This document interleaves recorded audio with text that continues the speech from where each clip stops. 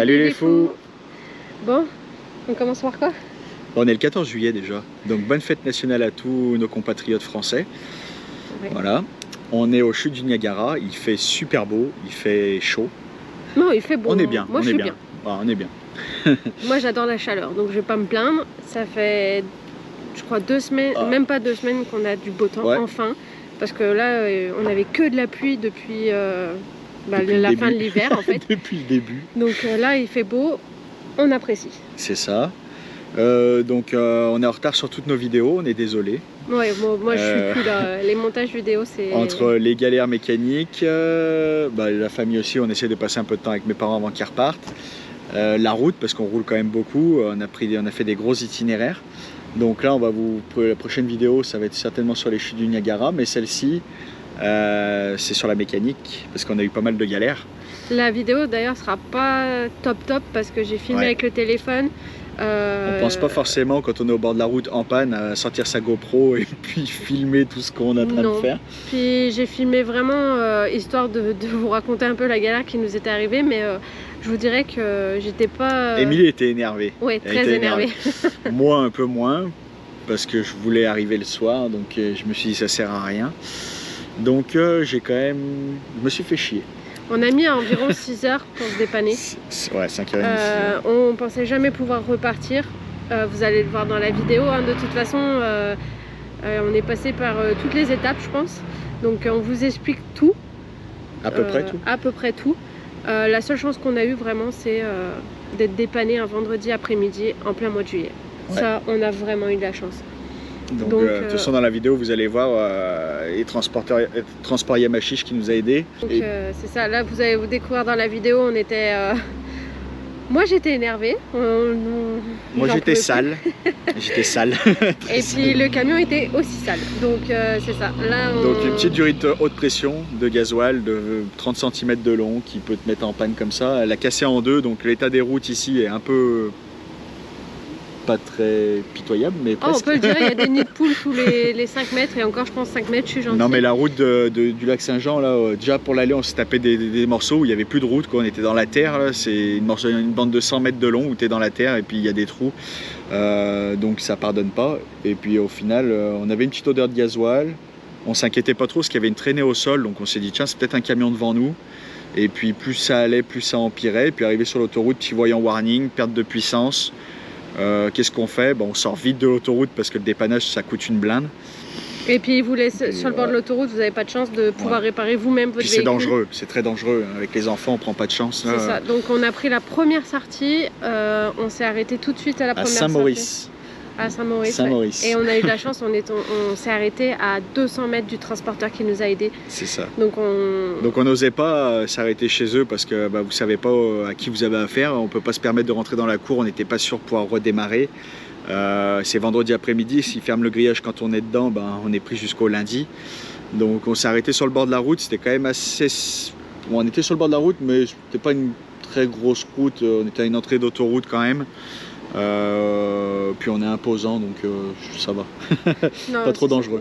Du coup le transporteur était vraiment gentil, il nous a proposé de nous mettre chez lui, mais malheureusement le camion voulait plus repartir, donc on a vraiment été obligé de se dépanner sur le bord de la route. On a eu de la chance que la police et le dépanneur ne passent pas, parce que sinon ils vous laissent pas faire. Donc c'est ça, on est resté sur le bord de la route. Franck a réussi à nous sortir de là rapidement. Rapidement, 5 heures quand même. C'est quand même 5 heures, mais on n'a pas passé la nuit sur le bord de la route. Et on est arrivé au camping tard, mais on y est arrivé. 21 heures je crois. Donc c'est ça, donc de belles galères. On vous a filmé tout ça, la vidéo comme je vous dis ne sera pas top, mais ça vous montre un petit peu... Voilà, et puis du coup on s'est débrouillé, on a fait ressouder le tuyau, ils ont remis un autre tuyau par-dessus. Il est fait en 2 épaisseurs différentes parce que c'est 1100 bars de pression, donc soudé à l'argent. Et puis surtout, c'est qu'on a pu se débrouiller un vendredi après-midi au Canada. Tout est fermé le vendredi après-midi au niveau de la mécanique, les vendeurs de pièces. C'est très très compliqué de se dépanner. Nous, c'est pas une Clio pour faire référence à nos amis français, mais c'est pas une Clio. Là, quand tu arrives avec un moteur Cummins diesel, C'est pas tout le monde qui le fait, nous les 2001, donc c'est pas un truc récent non plus. Donc il est assez particulier. On avait vraiment peur de rester bloqué sur le bord de la route. Ouais. Bon, on aurait pu, on était autonome quand même, on aurait pu démarrer le groupe, on aurait pu rester 2-3 jours au même endroit, sauf qu'en bord de route, c'est pas agréable, c'est quand même dangereux un petit peu, hein, on sait jamais ce qui peut se passer. Et puis on était un peu en pente aussi. Un peu beaucoup en pente. Un peu beaucoup en pente. Donc voilà, et puis on a pu... voilà. Mais là, c'est dans ce cas-là qu'on se dit qu'on a bien fait d'emmener tout le matériel de mécanique de Franck, parce qu'au final, vous verrez dans la vidéo, il a pu se débrouiller pour tout faire lui-même, sans demander quoi que ce soit. Donc on se dit, ça nous a fait économiser quand même pas mal d'argent. Parce que le dépannage sur ce genre de véhicule, c'est très très cher. Ceux qui sont chauffeurs poids lourds, vous le savez, hein, quand il faut dépanner un poids lourd, c'est compliqué. C'est compliqué, c'est cher, voilà. Puis nous, le problème qu'on a, c'est que déjà on a la remorque, donc pour se faire dépanner, c'est compliqué, parce qu'il faut enlever la remorque qui nous emmène, puis après qu'ils reviennent chercher la remorque, donc ça c'est double frais. Et en plus de ça, nous on est en boîte automatique. Donc en boîte automatique, ils sont obligés de nous prendre par l'arrière pour lever nos essieux, parce que la boîte, on ne peut pas la faire tourner dans le vide, sinon il faut enlever les axes de roue, il faut tout enlever, c'est très contraignant là. Un camion poids lourd ici, ils sont tous en boîte manuelle la plupart. 90% c'est du boîte manuelle, ils se mettent sur le neutre, ça y est, ça part, ils tirent. Donc c'est un peu plus compliqué. Donc là on a eu de la chance qu'il ait tous ses outils. Ouais.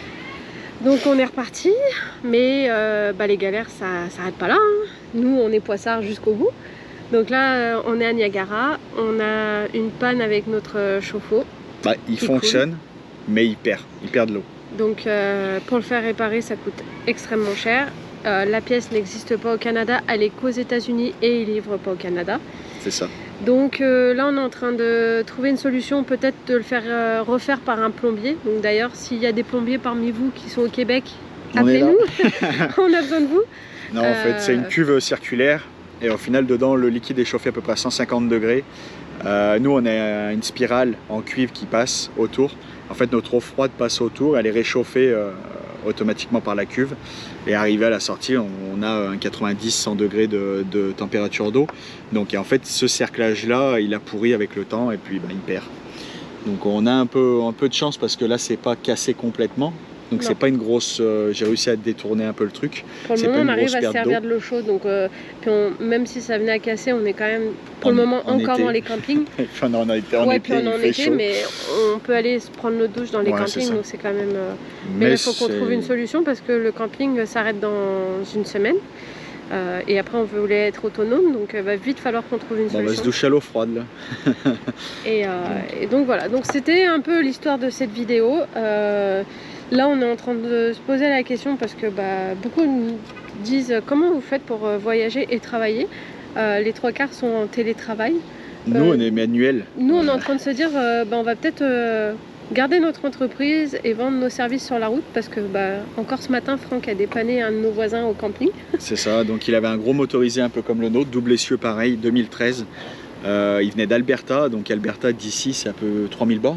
3000 bornes. Ouais. Donc il s'en va en Nouvelle-Écosse et puis ce matin nous on était en train de déjeuner là et puis on le voit qu'il galère avec ses extensions. Il y en a une qui voulait pas rentrer, elle voulait rien savoir. Donc ce qu'on a fait c'est qu'on était le voir, avec notre anglais au top si je puis dire. Donc on a réussi à se faire comprendre et puis on a réussi à trouver sa panne. Donc en fait 2 axes qui avaient cassé parce que l'extension sortait un peu de travers. On s'est rendu compte que l'autre côté des axes était fait de la même manière, donc en fait on lui a démonté les 2 systèmes, on les a retournés dans l'autre sens, donc on a pu refermer son extension et donc, il a pu reprendre la route, donc il était content. Et puis ça fait déjà le 2/3 qu'on dépanne comme ça, donc on se dit pourquoi pas vivre de ça sur la route au final. Ça nous fait plaisir de pouvoir aider quelqu'un à notre tour, vu que on s'est fait aider aussi, et puis du coup on n'aime pas trop voir les gens en galère non plus. Non, c'est ça. Donc on est en train de réfléchir à ça, peut-être dépanneur. Dépanneur Harley Davidson, camping-car, roulotte, on sait pas trop. Donc, mais ça peut être une solution. On sait jamais. Donc on va voir, on y pense. On y pense sérieusement, je vous dirais. Donc voilà. On vous laisse découvrir les quelques images que j'ai réussi à prendre sur le bord de la route. Parce que c'était un peu compliqué à gérer, passer les outils, aller chercher les outils, filmer en même temps.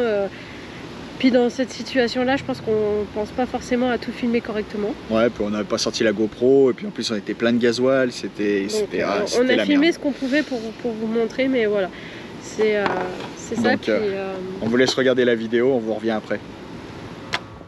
Bon, nous on n'a jamais de chance bien longtemps. Donc là, on est en panne au bord de la route. On a une durite haute pression de gasoil qui a percé. Et on en a mis un peu de partout. Donc c'est un peu le dégât sur la remorque, sur la route, partout. Et on ne sait même pas si on va trouver la pièce. Donc c'est génial. On est en attente, donc on va voir. Voilà un peu l'état.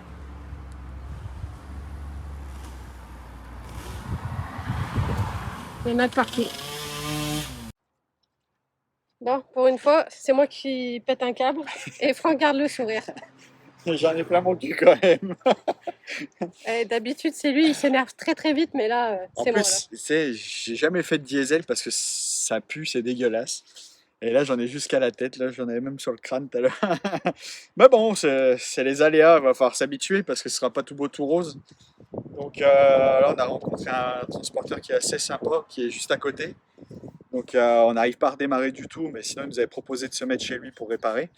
Donc là, on va essayer de trouver quelle durite nous fait chier et puis essayer de réparer ça. Mais un vendredi après-midi, c'est chaud. Donc là, je sais pas si on va pas passer le week-end là. Week-end sur le bord de la route. Sur le bord de la route. Je pense qu'on va se faire virer avant. Ouais, c'est ça. C'est le problème, c'est qu'il faut arriver au moins à se déplacer. Ça va être week-end sur un parking de transporteur, si on a de la chance. Ouais, c'est ça. Allez, on est go. Allez, go. Bon, on va faire une vidéo spéciale mécanique, dépannage sur le bord de la route.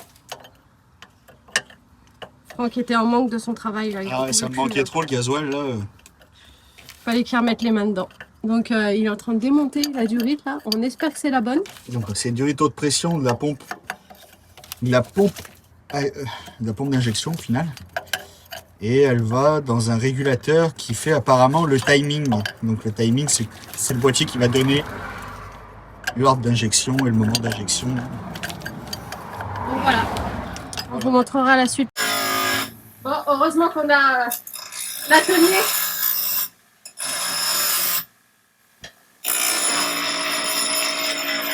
Me lâche une clé plate. Donc là, on a mis le groupe électrogène en route pour pouvoir avoir de l'électricité pour que Franck puisse faire sa maison. Et en fait, il meule la clé plate pour pouvoir passer tout facilement pour pouvoir enlever la durite qui nous dérange. Donc voilà, c'est ça. Une clé qui devrait passer. À la fin. On espère que ça va passer. C'est une vieille clé. Hein. L'état des mains de Franck, ça change de la moto. Après, on a réussi. Enfin réussi, on ne sait pas, on n'est pas encore parti. Là, on a eu la chance de trouver un transporteur qui On pourra faire une photo. Nous autorise à laver. Tu pars aussi un peu? Ouais, c'est cool.